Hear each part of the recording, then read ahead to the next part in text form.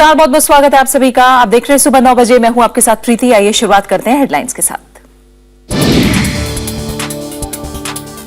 दिल्ली में चुनाव प्रचार के आखिरी 2 दिन, प्रधानमंत्री मोदी और कांग्रेस उपाध्यक्ष राहुल गांधी और केजरीवाल की चुनावी रैलियां। गुजरात में स्वाइन फ्लू ने ली 3 और लोगों की जान। इस साल देश भर में H1N1 वायरस से 200 लोगों की मौत। केंद्र सरकार ने की हालात की समीक्षा। इस्लामिक स्टेट ने बंधक बनाए जॉर्डन के पायलट को जिंदा जलाया। जॉर्डन समेत पूरी दुनिया ने की निंदा। आतंकवाद के खिलाफ लड़ाई जारी रखने का ऐलान।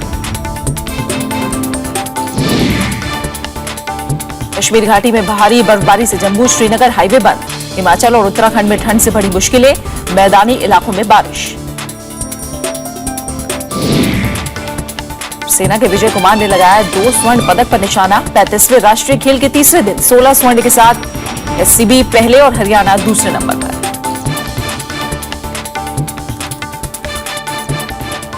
दिल्ली विधानसभा चुनाव के आखिरी दौर में प्रचार चरम पर है। आज सभी पार्टियों के दिग्गज नेता प्रचार के मैदान में उतरेंगे। प्रधानमंत्री नरेंद्र मोदी की दक्षिण दिल्ली के अंबेडकर नगर में एक रैली होगी। इससे पहले वो 3 रैलियों को संबोधित कर चुके हैं। प्रचार के अंतिम दौर में आज ही कांग्रेस उपाध्यक्ष राहुल गांधी भी जहांगीरपुरी इलाके में एक रैली को संबोधित करेंगे। इसके बाद कांग्रेस उपाध्यक्ष चांदनी चौक इलाके में करीब 4 किलोमीटर लंबा रोड शो भी करेंगे। आम आदमी पार्टी के राष्ट्रीय संयोजक अरविंद केजरीवाल भी जनसभाओं को संबोधित करेंगे। इसके अलावा दूसरी पार्टियों बीएसपी, वामदल, INLD के दिग्गज नेता और स्टार प्रचारक जमकर प्रचार करते नजर आएंगे।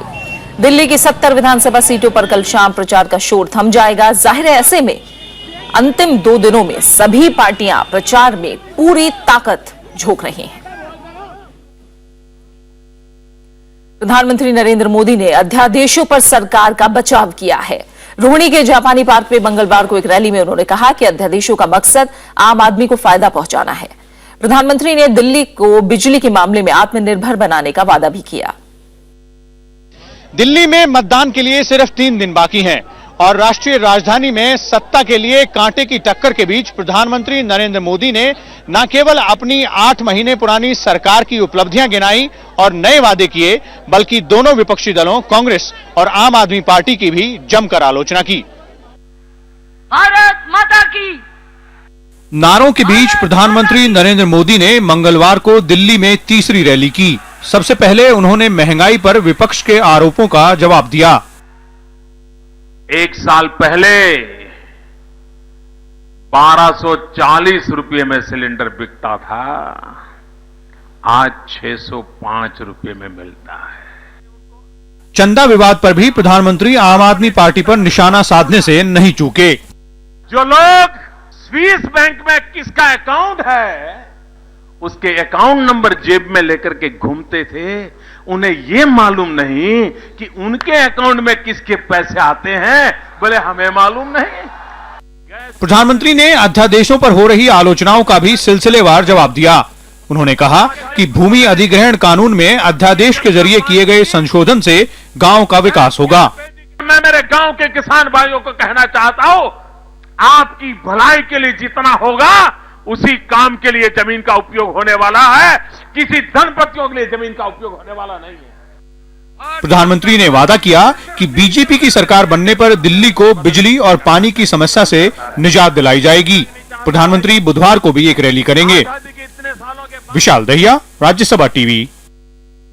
केंद्रीय गृह मंत्री राजनाथ सिंह ने दिल्ली पर जल्द दूसरा चुनाव थोपने के लिए आम आदमी पार्टी को जिम्मेदार बताया है। उन्होंने कहा कि 2013 में चुनाव के बाद आम आदमी पार्टी को बीजेपी को समर्थन करना चाहिए था। साथ ही उन्होंने कहा कि कांग्रेस से समर्थन लेकर आम आदमी पार्टी ने दिल्ली में अस्थिर सरकार बनाई, जिसके चलते सूबे की जनता को 2 साल के भीतर दूसरी बार चुनाव का सामना करना पड़ रहा है। अगर आम आदमी पार्टी ने बीजेपी को समर्थन दिया होता तो दिल्ली में एक स्थिर सरकार बनती। हम राजनीति केवल सरकार बनाने के लिए नहीं करते हैं, बल्कि हम राजनीति समाज बनाने के लिए करते हैं। और यदि दिल्ली की जनता ने भारतीय जनता पार्टी को सबसे बड़ी पार्टी के रूप में चुनकर भेजा है, तो सरकार यदि बनाना चाहिए तो भारतीय जनता पार्टी सरकार बनाए, हम उसे मुद्दों के आधार पर अपना समर्थन दें। और दिल्ली में चुनाव से महज 3 दिन पहले मंगलवार को बीजेपी ने अपना विजन डॉक्यूमेंट जारी किया। इसमें पार्टी ने 35 क्षेत्रों में विकास को रफ्तार देने की बात कही है। साथ ही 24 घंटे बिजली पानी के साथ दिल्ली को स्मार्ट सिटी बनाने का वादा किया है। दिल्ली को पूर्ण राज्य का दर्जा देने का जिक्र इसमें नहीं किया गया है। कांग्रेस और आम आदमी पार्टी का कहना है कि बीजेपी के विजन डॉक्यूमेंट में कुछ भी नया नहीं है। बीजेपी ने दिल्ली विधानसभा चुनावों के लिए जारी विजन डॉक्यूमेंट में बिजली, पानी, अस्पताल, परिवहन व्यवस्था और भ्रष्टाचार मुक्त प्रशासन जैसे मुद्दों को तरजीह दी है। 1984 के सिख विरोधी दंगों के लिए बीजेपी ने एसआईटी की मांग भी सामने रख दी। साथ ही प्रधानमंत्री नरेंद्र मोदी की तर्ज पर बीजेपी की सीएम पद की उम्मीदवार किरण बेदी महीने में एक बार दिल्ली की जनता से दिल की बात करेंगी।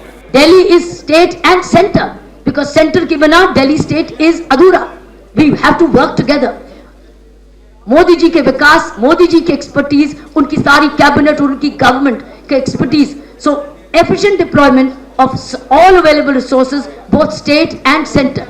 बीजेपी पिछले कई चुनावों से दिल्ली को पूर्ण राज्य का दर्जा देने की बात करती रही है, लेकिन पार्टी के विजन डॉक्यूमेंट में इसका कोई जिक्र नहीं है, जिसे लेकर विपक्षी दलों ने बीजेपी पर निशाना साधा है। स्टेटहुड का प्रॉमिस छोड़ दिया गया है। ये दिल्ली के लोगों के साथ छल है और बिजली पर भी अपना स्टैंड क्लियर नहीं किया गया है। मकान बनाना जो सरकार आएगी उसका होगा ही। तो उनका विजन क्या है? उन्होंने केवल दिल्ली की कांग्रेस की जो उपलब्धियां हैं उनको उठा दी। पार्टी ने मध्य और निम्न वर्ग को भी लुभाने की कोशिश की है। दिल्ली में 1 लाख मकान बनाने और झुग्गियों की जगह पक्के मकान का वादा विजन डॉक्यूमेंट में है। 2013 के विधानसभा चुनावों में बीजेपी ने घोषणा पत्र जारी किया था, लेकिन इस बार चुनावों के महज कुछ दिन पहले ही ये विजन डॉक्यूमेंट जारी किया गया है। 35 बिंदुओं का रोड मैप जारी कर बीजेपी ने ये तो बता दिया कि दिल्ली की शक्ल सूरत बदलने में वो किस और काम करेगी, लेकिन ये नहीं बताया कि दिल्ली को पूर्ण राज्य का दर्जा कब मिलेगा।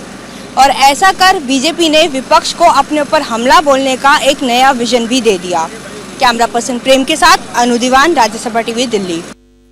दूसरी तरफ कांग्रेस ने दिल्ली में घर को कानूनी अधिकार बनाने का वादा किया है। पार्टी ने मंगलवार को दिल्ली चुनाव के लिए घोषणा पत्र का दूसरा हिस्सा जारी किया। पार्टी ने मेट्रो का विस्तार और मोनो रेल शुरू करने की बात कही है।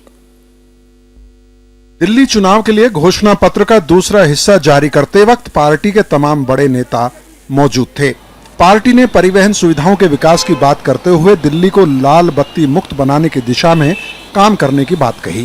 दिल्ली के झुग्गी झोपड़ी वालों के लिए ये मौलिक अधिकार होगा, कॉन्स्टिट्यूशनल अधिकार होगा कि जब तक उनका घर उसी जगह नहीं बना दिया जाता या उनको अल्टरनेटिव जगह नहीं दे दी जाती, तब तक दिल्ली में जो है किसी का भी घर नहीं छीनेगा। उनके छत का अधिकार कानूनन रूप से जो है वो उनको दिया जाएगा।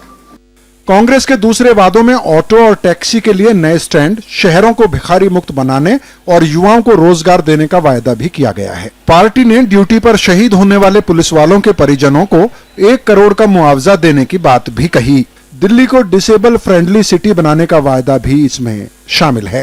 Right to livelihood for street vendors का कानून था, यानी उनका अधिकार, जीविका का अधिकार, यह कानून था जो हमारे रेहड़ी पटरी लगाने वाले लोग हैं, जिसको पार्लियामेंट से हमने पास कराया और इसको दिल्ली के अंदर लागू करना सबसे ज्यादा जरूरी है, जो कि लोकल बॉडीज इसको नहीं कर रही और दिल्ली सरकार इसको जल्दी से जल्दी इसके रूल्स को नोटिफाई करे। कांग्रेस ने 23 जनवरी को घोषणा पत्र का पहला हिस्सा जारी किया था। इसमें सस्ती बिजली के साथ मुफ्त सीवर कनेक्शन देने का वादा किया गया था। रविंद्र सिंह शोराण, राज्यसभा टीवी। केंद्रीय वित्त मंत्री अरुण जेटली ने कहा है कि आम आदमी पार्टी को 2 करोड़ रुपए का चंदा देने वाली कंपनियों की जांच होनी चाहिए। उधर आम आदमी पार्टी ने सभी दलों को अपने खातों की जांच कराने की चुनौती दी, तो कांग्रेस ने साफ कहा कि वो अपने सभी विवरण हमेशा चुनाव आयोग को देती रही है। फर्जी फंडिंग के आरोप पर आम आदमी पार्टी की ओर से एसआईटी जांच कराने के बयान के बाद केंद्रीय वित्त मंत्री ने कहा कि न्यायपालिका को राजनीति से दूर रखा जाना चाहिए। उन्होंने कहा कि आम आदमी पार्टी को चेक से चंदा देने वालों का पता बताना चाहिए।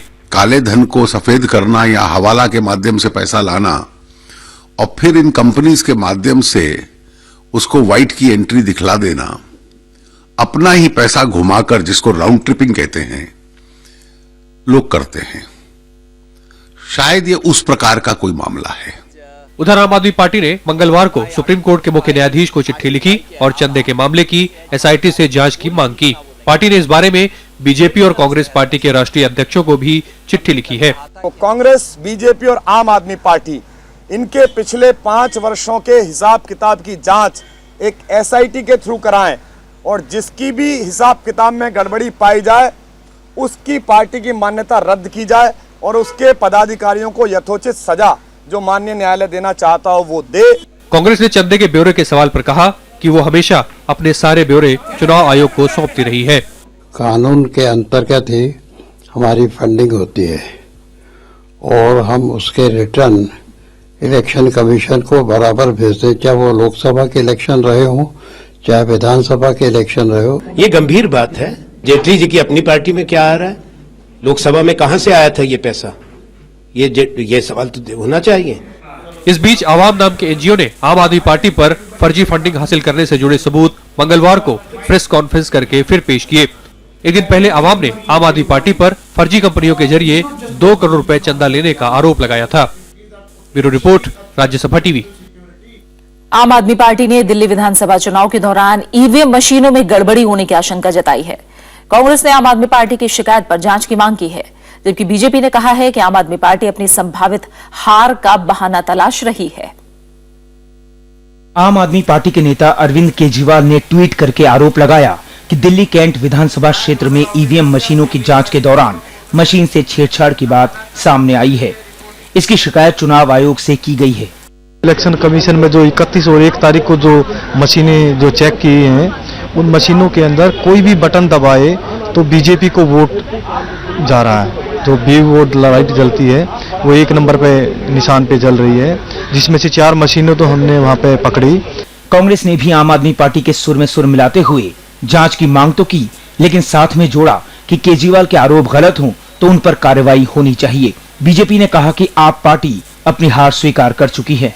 इलेक्शन कमीशन को इन चीजों पे रोक लगानी चाहिए, चाहे वो कानून के द्वारा हो कि अगर कोई बिगैर सबूत के कोई अंदेशा जाहिर करता है उसका टेस्ट कराओ, आप कुछ भी कराओ, लेकिन अगर बिगैर सबूत के अंदेशा जाहिर करता है तो वो सजा का प्रावधान होना चाहिए उसका। एक सक्रिय रूप से आपके पास सबूत है तो आरोप कीजिए, लेकिन सिर्फ बोलने के लिए क्योंकि आपको लगता है कि आप हार रहे हैं तो मुझे लगता है वो बेमतलब है। आम आदमी पार्टी के इस आरोप के बाद राजनीतिक फायदा उठाने की कोशिश में हर पार्टी जुटी है, लेकिन चुनाव आयोग का ये दावा है कि चुनाव से पहले एक-एक ईवीएम की जांच करके ही मतदान में लगाया जाता है। आम आदमी पार्टी के ईवीएम मशीनों में गड़बड़ी के गंभीर आरोपों की प्रतिक्रिया में चुनाव आयोग ने कुछ नहीं कहा। गौरतलब है कि 2009 में यूपीए 2 की जीत के बाद बीजेपी ने भी ईवीएम मशीनों में गड़बड़ी की आशंका जाहिर की थी। कैमरामैन विजय के साथ प्रणव गोस्वामी, राज्यसभा टीवी, दिल्ली। दिल्ली हाईकोर्ट आज कांग्रेस नेता किरण वालिया की याचिका पर सुनवाई करेगी। किरण वालिया ने आम आदमी पार्टी के नेता अरविंद केजरीवाल के दिल्ली से चुनाव लड़ने पर सवाल उठाया था। याचिका में उन्होंने ये बताया था कि केजरीवाल दिल्ली में नहीं रहते, इसलिए उनकी उम्मीदवारी खारिज होनी चाहिए। हालांकि चुनाव आयोग ने केजरीवाल को दिल्ली का रहवासी मानते हुए उनकी उम्मीदवारी को सही बताया है। उधर चुनाव आयोग ने दिल्ली में 7 फरवरी को होने वाले मतदान के मद्देनजर सुबह 7 बजे से शाम 6:30 बजे तक एग्जिट पोल और ओपिनियन पोल के प्रसारण और प्रकाशन पर पाबंदी लगा दी है। पाबंदी की अवधि 5 फरवरी सुबह 7 बजे से 48 घंटों के लिए लागू होगी। इस बीच चुनाव आयोग ने आचार संहिता उल्लंघन के 167 मामलों में एफआईआर दर्ज की है। सबसे ज्यादा 69 एफआईआर आम आदमी पार्टी के खिलाफ है, जबकि बीजेपी के खिलाफ 37 और कांग्रेस के खिलाफ 33 एफआईआर दर्ज की गई हैं। और आइए बात करते हैं कुछ और अहम खबरों की। प्रधानमंत्री नरेंद्र मोदी ने विदेशी निवेशकों को पारदर्शी निष्पक्ष कर प्रणाली का भरोसा दिलाया है। विदेशी निवेशकों के ब्लैक रॉक समिट में उन्होंने आर्थिक विकास में तेजी लाने के लिए कर सुधारों को जरूरी बताया। प्रधानमंत्री ने कहा कि विकास और रोजगार उनकी सरकार की सबसे बड़ी प्राथमिकता है। प्रधानमंत्री नरेंद्र मोदी ने मंगलवार को दिल्ली में दुनिया के शीर्ष 21 निवेशकों के ब्लैक रॉक समिट में शिरकत की। इस मौके पर उन्होंने विदेशी निवेशकों को देश में निवेश के लिए आमंत्रित किया। प्रधानमंत्री ने कहा कि आर्थिक मोर्चे पर केंद्र सरकार की नई नीतियों के चलते भारत में निवेश का बेहतर माहौल बना है। उन्होंने कर सुधार को लेकर सरकार की प्रतिबद्धता भी दोहराई। प्रधानमंत्री नरेंद्र मोदी ने बुनियादी ढांचे के विकास और रोजगार के मौके बढ़ाने पर भी जोर दिया। समिट को वित्त मंत्री अरुण जेटली, सुरेश प्रभु, परिवहन मंत्री नितिन गडकरी, पीयूष गोयल समेत कई मंत्रियों ने भी संबोधित किया। Bureau report, Rajya Sabha TV. RBI की तरफ से जारी मौद्रिक नीति में प्रमुख ब्याज दरों में कोई कटौती नहीं की गई है, लेकिन बैंकों की तरफ से अनिवार्य रूप से जमा रखी जाने वाली राशि यानी एसएलआर में 0.5% की कटौती की है। इससे कर्ज देने के लिए बैंकों के पास 45,000 करोड़ रुपए पहले से ज्यादा होंगे। साथ ही विदेशों से निवेश बढ़ाने के लिए प्रत्यक्ष विदेशी निवेश से जुड़े कानून को और लचीला बनाने का फैसला किया गया है। ब्याज दर में और कटौती की उम्मीद लगाए बैठे बाजार और उद्योग जगत को मंगलवार को निराशा हाथ लगी। आरबीआई ने रेपो रेट को 7.75% पर स्थिर रखा है। सीआरआर को भी 4% पर बरकरार रखा गया है। हालांकि एसएलआर को 22 से घटाकर 21.5% कर दिया गया है। It will depend on developments, in particular on developments on the fiscal front, as well as a continuation of the disinflationary process. दरअसल आरबीआई ने 15 जनवरी को ब्याज दर में 0.25% की कटौती की थी।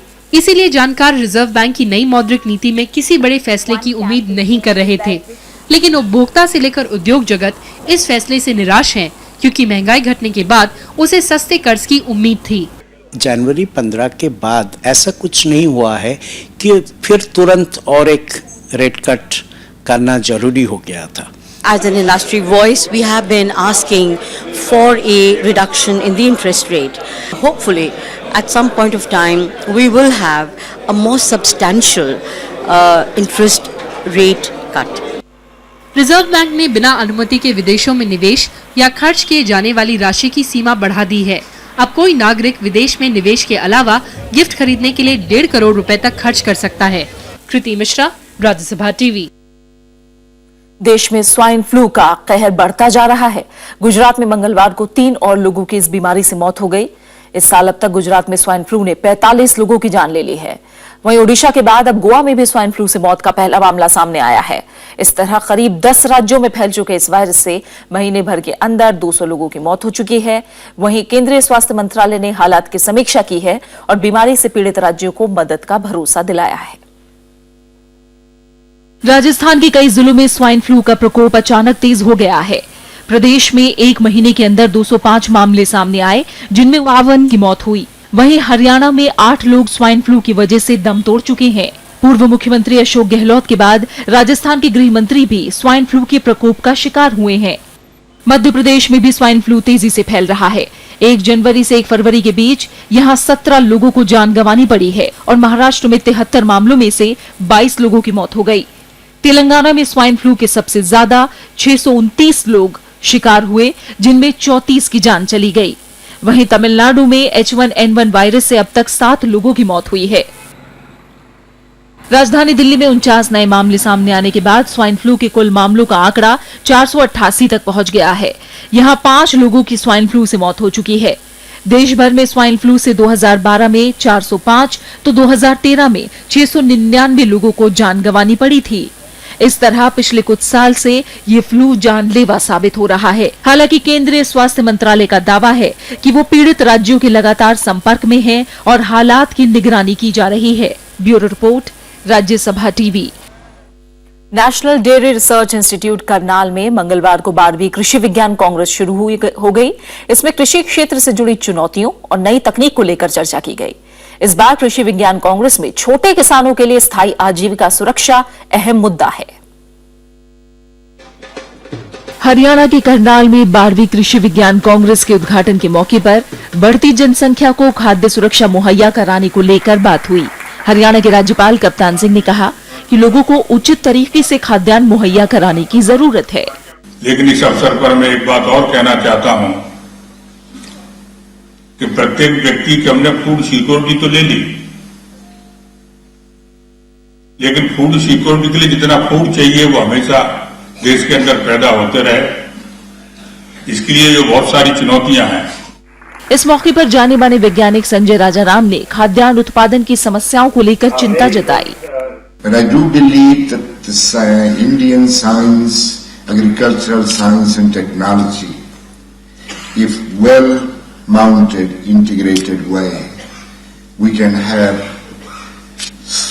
slowly rising productivity. इस मौके पर कृषि क्षेत्र में योगदान के लिए कई वैज्ञानिकों को सम्मानित भी किया गया। 6 फरवरी तक चलने वाले कृषि विज्ञान कांग्रेस में फसल और सब्जियों के उत्पादन, पशु और मछली पालन से जुड़ी तकनीक और मुद्दों पर चर्चा की जाएगी। अरविंद कुमार सिंह के साथ अरुणा ठाकुर, राज्यसभा टीवी। और 12वीं कृषि विज्ञान कांग्रेस में युवाओं में खेती के प्रति बढ़ती बेरुखी के साथ कई अहम मसलों पर चर्चा हो रही है। खेती को सम्मानजनक पेशा कैसे बनाया जाए और छोटे किसानों की आजीविका को मजबूती कैसे मिले, इस सवाल पर राज्यसभा टीवी संवाददाता अरविंद कुमार सिंह ने भारतीय कृषि अनुसंधान परिषद के महानिदेशक डॉक्टर एस अय्यप्पन से बात की। छोटे किसानों को रखा है, वो उनकी बहुत बड़ी भागीदारी 85% से ज्यादा है। वो ये क्या अभी तक जो सम्मेलन हुए उससे किस तरीके का अलग है ये सम्मेलन? 85% लोग कम से कम जो उत्पाद हो रहा है उसका कम से कम 80% में कंट्रीब्यूट कर रहे हैं। तो ये सब ध्यान में रखते हुए हम सोचे इस बार का जो कांग्रेस है यही थीम एड्रेस करे। सभी लोग जो फील्ड क्राफ्ट्स में है या बागवानी में है या पशु विज्ञान में है। जो अगले 3 दिनों की जो पूरी चर्चा होगी उनमें से क्या क्या खास बिंदु रहेंगे जो है, क्योंकि फोकस तो छोटा किसान है। युवा पीढ़ी में कृषि का ऊपर और जो मुझे जोते हैं उसमें हम आमदनी करके एक प्रतिष्ठित जीवन हम जी सकते हैं, जीवन व्यापन कर सकते हैं। इसलिए पीपीपी में प्रॉफिट, प्रेस्टीज, पार्टनरशिप एग्रीकल्चर में कैसा ला सकते हैं, ये सभी बिंदुओं पर चर्चा होगी। सर एक आखिरी सवाल है कि जो जब ऐसे दौर में हो रही है कॉन्फ्रेंस की, आने वाले में कुछ समय के बाद बजट आने वाला है जो है, और जब खासतौर पर कृषि अनुसंधान और शिक्षा के बजट की बात होती है तो पिछले काफी समय से स्टैंडिंग कमेटीज का मानना है कि वो बजट में इजाफा होना चाहिए। आप क्या क्या सोचते हैं इसमें? तो जैसा आप भी बताए और कमेटीज बता रहे हैं तो इन्वेस्टमेंट ज्यादा होना चाहिए। इसलिए हम हर बार बोलते हैं एक है हमारा इनोवेशंस, इंटीग्रेशन, जो भी हम कर रहे हैं कृषि में इंटीग्रेशन करना चाहिए, साथ साथ इन्वेस्टमेंट्स होना चाहिए। और फिलहाल यहां रुक रहे एक छोटे से ब्रेक के लिए, जल्द वापस लौटेंगे।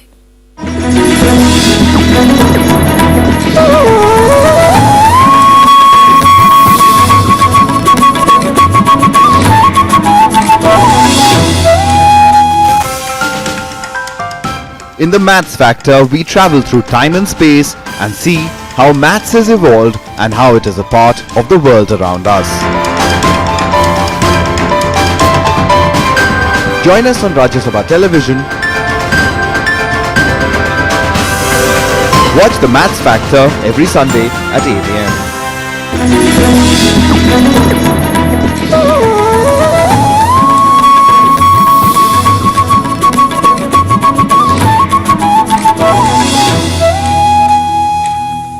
सुप्रीम कोर्ट ने केंद्र सरकार की उस अपील को ठुकरा दिया है जिसमें निजी कंपनियों की तरफ से कोयला अध्यादेश के चुनिंदा प्रावधानों की वैधानिकता को अलग अलग हाईकोर्ट में चुनौती देने से रोकने की अपील की गई थी। प्रधान न्यायाधीश एचएल दत्तू की अध्यक्षता वाली बेंच ने हाईकोर्ट में निजी कंपनियों की 5 याचिकाओं को सुप्रीम कोर्ट में स्थानांतरित करने का अनुरोध भी ठुकरा दिया। साथ ही मध्य प्रदेश में कोयला खदानों के आवंटन के लिए नीलामी प्रक्रिया में BLA पावर कंपनी को हिस्सा लेने की अनुमति देने के मध्य प्रदेश हाईकोर्ट के आदेश पर रोक लगाने से भी इनकार कर दिया। केंद्र सरकार की दलील थी कि अगर उच्च न्यायालयों को ऐसे मामलों की सुनवाई की इजाजत दी गई तो इस साल मार्च तक कोल ब्लॉक नीलामी प्रक्रिया पूरी करने की समय सीमा का पालन नहीं हो पाएगा।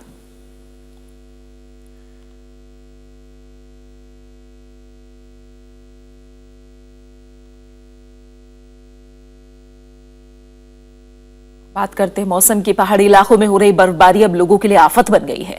जम्मू श्रीनगर हाईवे बंद होने से ट्रांसपोर्टर्स और स्थानीय लोगों को खासी दिक्कतों का सामना करना पड़ रहा है। दूसरी तरफ अरुणाचल प्रदेश में भी मौसम की पहली बर्फबारी हुई है। घाटी में हो रही बर्फबारी अब लोगों के लिए परेशानी का सबब बनती जा रही है। पिछले 3 दिनों से जारी बर्फबारी की वजह से जम्मू श्रीनगर हाईवे बंद है। इस वजह से सड़कों के दोनों तरफ लंबा जाम लगा हुआ है। स्थानीय प्रशासन ने राजमार्ग से बर्फ हटाने का काम शुरू किया है। मौसम विभाग ने घाटी के कई इलाकों में अगले कुछ दिनों में भारी हिमपात की आशंका जताई है। राज्य प्रशासन ने भी ऊंचाई वाले इलाकों में भूस्खलन की चेतावनी जारी की है। कई जगहों पर पैसेज पर ज्यादा स्नोफॉल है, दैट्स व्हाई वो क्लोज रखा है। अदरवाइज हमारी फौजें भी लगी हुई हैं इसको क्लियर करने में। हिमाचल प्रदेश और उत्तराखंड की कुमाऊं और गढ़वाल की ऊंची पहाड़ियों पर बर्फबारी जारी है। मनाली ने एक बार फिर बर्फ की सफेद चादर ओढ़ ली है। स्थानीय लोग जहां परेशान हैं, वहीं बर्फबारी से सैलानियों के चेहरे खिल गए हैं। सैलानी इस बर्फबारी का जमकर लुत्फ उठा रहे हैं। बहुत परेशानी है। बर्फी वाले लोग जो हैं, लड़के कुछ बर्फी के लिए सुनकोट में जा रहे थे सर, ये सभी खज्जल हैं, सभी परेशान हैं। कुछ डेथ हुई है सर, लोग कुछ पैदल आ रहे हैं, बच्चे बहुत परेशान है सर। बहुत एंजॉय कर रहा हूँ। लाइक 7 हेवन वाली बात है, बिल्कुल काफी अच्छा लग रहा है ऊपर से लेकर नीचे तक, लाइक वाइट पूरा। बहुत एंजॉय कर रहा हूँ इस चीज को, अच्छा लगा काफी। अरुणाचल प्रदेश में भी मौसम की पहली बर्फबारी हुई है। पहाड़ों पर हो रही बर्फबारी का असर मैदानी इलाकों पर देखने को मिल रहा है। पंजाब, हरियाणा समेत उत्तर भारत के कुछ इलाकों में बारिश होने से पारा और गिर गया है। Bureau report, Rajya Sabha TV.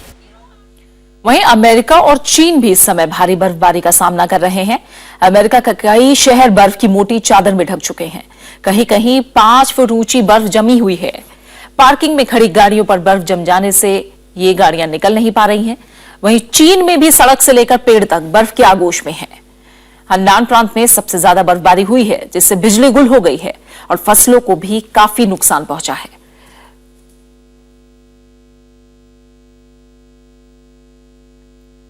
आतंकी संगठन आईएस ने एक वीडियो जारी करके जॉर्डन के बंधक पायलट को जिंदा जलाने का दावा किया है। हालांकि इस वीडियो की सत्यता की पुष्टि नहीं हो पाई है। पायलट की हत्या की खबर मिलते ही जॉर्डन समेत पूरी दुनिया ने आईएस की इस हरकत को लेकर गुस्से का इजहार किया है और आतंकवाद के खिलाफ लड़ाई जारी रखने की बात दोहराई है। मंगलवार को आईएस ने वीडियो फुटेज जारी किया, जिसमें पायलट को एक पिंजरे में कैद करके आग लगाते हुए दिखाया गया है। वीडियो जारी होते ही जॉर्डन समेत पूरी दुनिया में लोगों का गुस्सा फूट पड़ा। पायलट की हत्या को बर्बरतापूर्ण बताते हुए जॉर्डन ने इसका माकूल जवाब देने की चेतावनी दी है। على يد تنظيم داعش الإرهابي الجبان تلك الزمرة المجرمة الضالة التي لا تبت। पायलट की हत्या की संयुक्त राष्ट्र सहित दुनिया भर के नेताओं ने निंदा की है। I can say that the Secretary General condemns the killing of Jordanian Royal Air Force pilot Moaz al-Kassabe by Daesh, a terrorist organization with no regard for human life. 焼き殺されたことは誠に言語道断であり、大きな憤りを覚えます。ご家族の心境を思うと IS की इस हरकत के बाद जॉर्डन के शाह अब्दुल्ला ने Washington में अमेरिकी राष्ट्रपति बराक ओबामा और सांसदों से मुलाकात की। इस बीच बराक ओबामा ने अमेरिकी खुफिया एजेंसियों से अन्य बंधकों का पता लगाने के लिए कहा है। पायलट की हत्या से पहले भी आईएस ने हाल ही में जापान के पत्रकार केंजी गोटो की हत्या कर दी थी। Bureau report, Rajya Sabha TV. America के बजट में पाकिस्तान को $1 अरब की सहायता का प्रस्ताव किया गया है। राष्ट्रपति बराक ओबामा ने पाकिस्तान को सैन्य और असैन्य सहायता के तौर पर करीब 61 अरब रुपए की मदद का प्रस्ताव किया है। अमेरिकी विदेश मंत्रालय ने पाकिस्तान को दी जाने वाली सैन्य वित्तीय सहायता में 6 गुना का इजाफा किया है और कहा है कि पश्चिमी सीमा क्षेत्र और सीमा के अंदर स्थिरता के लिए पाकिस्तानी कोशिशों को बढ़ाने के लिए ये जरूरी है। बजट में मदद के लिए आतंकियों के खिलाफ पाकिस्तानी सेना को मजबूत करने, परमाणु क्षमता की सुरक्षा, अफगानिस्तान में स्थिरता, आर्थिक विकास और भारत के साथ संबंध सुधार को आधार बनाया गया है।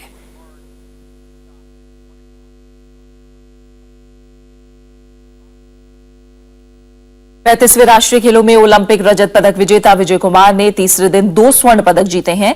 वहीं तैराकी में कई मीट रिकॉर्ड टूटने का सिलसिला जारी है।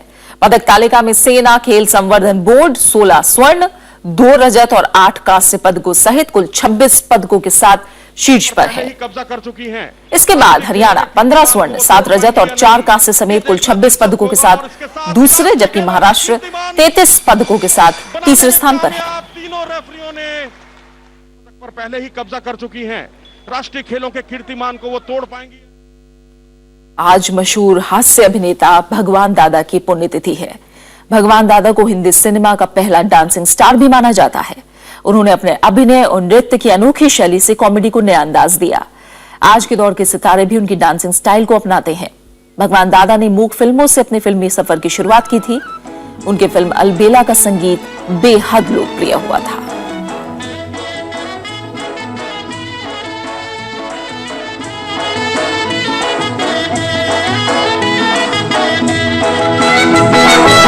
भोली सूरत दिल के खोटे, नाम बड़े और दर्शन छोटे, दर्शन छोटे। भोली सूरत दिल के खोटे, नाम बड़े और दर्शन छोटे, दर्शन छोटे। और अब आखिर में एक नजर हेडलाइंस पर। दिल्ली में चुनाव प्रचार के आखिरी 2 दिन, प्रधानमंत्री मोदी और कांग्रेस उपाध्यक्ष राहुल गांधी और केजरीवाल की चुनावी रैलियां। गुजरात में स्वाइन फ्लू ने ली 3 और लोगों की जान। इस साल देश भर में H1N1 वायरस से 200 लोगों की मौत। केंद्र सरकार ने की हालात की समीक्षा। इस्लामिक स्टेट ने बंधक बनाए जॉर्डन के पायलट को जिंदा जलाया। जॉर्डन समेत पूरी दुनिया ने की निंदा। आतंकवाद के खिलाफ लड़ाई जारी रखने का ऐलान। कश्मीर घाटी में भारी बर्फबारी से जम्मू श्रीनगर हाईवे बंद। हिमाचल और उत्तराखंड में ठंड से बढ़ी मुश्किलें। मैदानी इलाकों में बारिश। और सेना के विजय कुमार ने लगाया 2 स्वर्ण पदक पर निशाना। 35वें राष्ट्रीय खेल के तीसरे दिन 16 स्वर्ण के साथ SCB पहले और हरियाणा दूसरे नंबर पर।